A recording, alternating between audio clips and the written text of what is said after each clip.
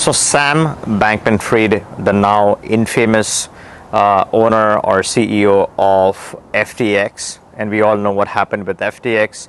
So he basically had a completely offshore setup. Obviously, he comes from the US, and considering the amount of success and the wealth that he started generating over the time, it was but obvious that he would be one of the first candidates to set up an offshore structure. Now, there are two notable residencies or programs that we all are pretty aware of.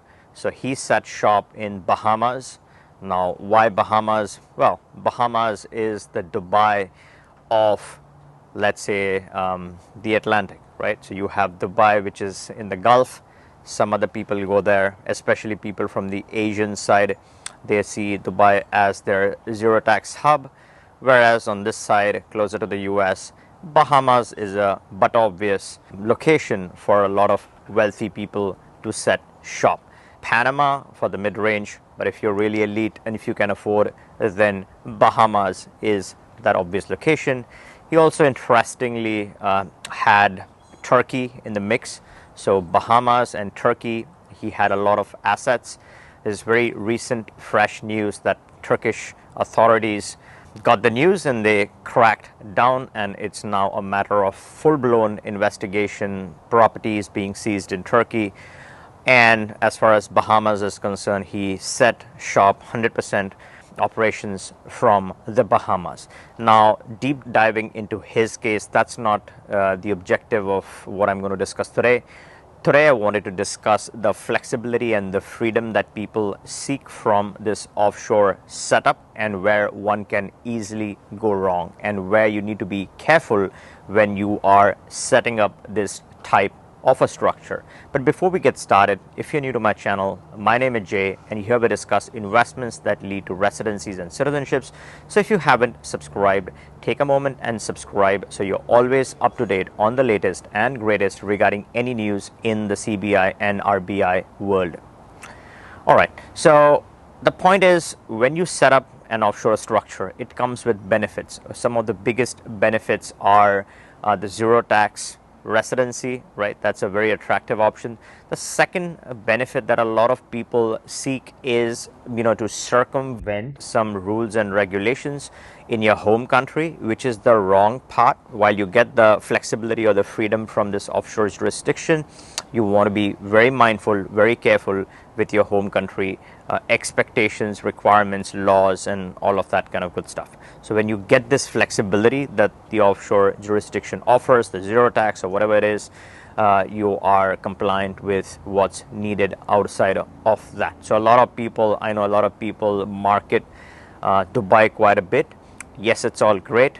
It gives you some great benefits, but also be mindful, something that's allowed offshore doesn't necessarily mean that you're gotten away from your home country requirements. So one has to be very careful with that. The offshore setup brings a lot of advantages. As I said, zero tax just being one of them. The other thing is it's easy to set operations. The rules and regulations that are applicable in the offshore jurisdiction. Let's say it's a company. The company is located offshore. The offshore model has very different requirements for the company operation than your onshore or your home country model. In home country, let's take an example in this case, right?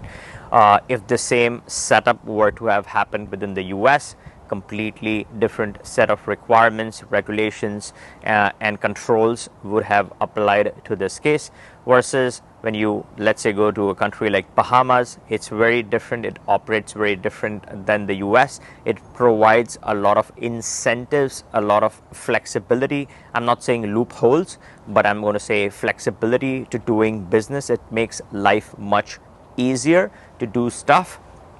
And the big reason why they make your life easy is because they want investment, right? They want people to come, they want people to set shop rather than doing the same activity and making US more profitable or generating more revenues and taxes. Let's say for an outside country, they want investors to enter their country and do their activity there. So when you make the investor's life easy, the investor has a big advantage to move from their home country where maybe the life might be very tough into this new jurisdiction where you get a lot of freedom, you get a lot of flexibility, and you can operate quite differently than what you would in your home country.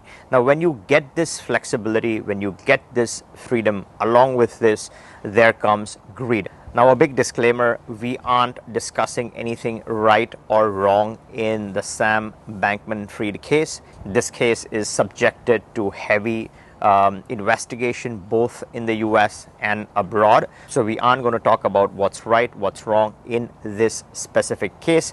All we are discussing is how to deal with the freedom and the flexibility that this offshore model gets to the table. And this is obviously not immigration, legal, tax, or financial advice. This is my personal opinion and educational content. So getting back to our example, you get all this flexibility. And with that flexibility, there should always be responsibility. So you should always be responsible. You should not misuse the freedom that you get in an offshore jurisdiction just because your life has become easy. Now, there shouldn't be greed. There shouldn't be cheating people, right? You shouldn't be indulging in wrong practices. And when you don't have guidance, when there aren't enough strong rules, common sense is a big rule, right? Ask yourself, are you doing something wrong? What you're doing, is it illegal? Is it perceived to be illegal in the home country? Is that why you have left your home country? So if the answers to all of that is yes, then you have to be smarter than making rookie mistakes or making errors and all of that. So you got to have a lot of responsibility with that flexibility. A lot of people are very interested and looking to establish an offshore setup, not for doing anything wrong, but for various other natural, normal reasons. Let's say you're frustrated with the political situation. Let's say you are from the US, you're from the Democratic side. You feel that once the Republican side comes in play, you're going to leave. Vice versa, you're a Republican, you're fed up of the Democratic structure, and if the Democratic Party wins again, then you are going to leave. Now, right or wrong, some people think in that terms, and that's why they are looking to establish an offshore Plan B residency or citizenship. So the time comes, they have that option. They can live somewhere else. Once the regime changes, they can come back. A lot of people think in that terms. So that's just one example. There are several legitimate, genuine reasons why people always look for Plan B security abroad, a residency, a citizenship, whatnot.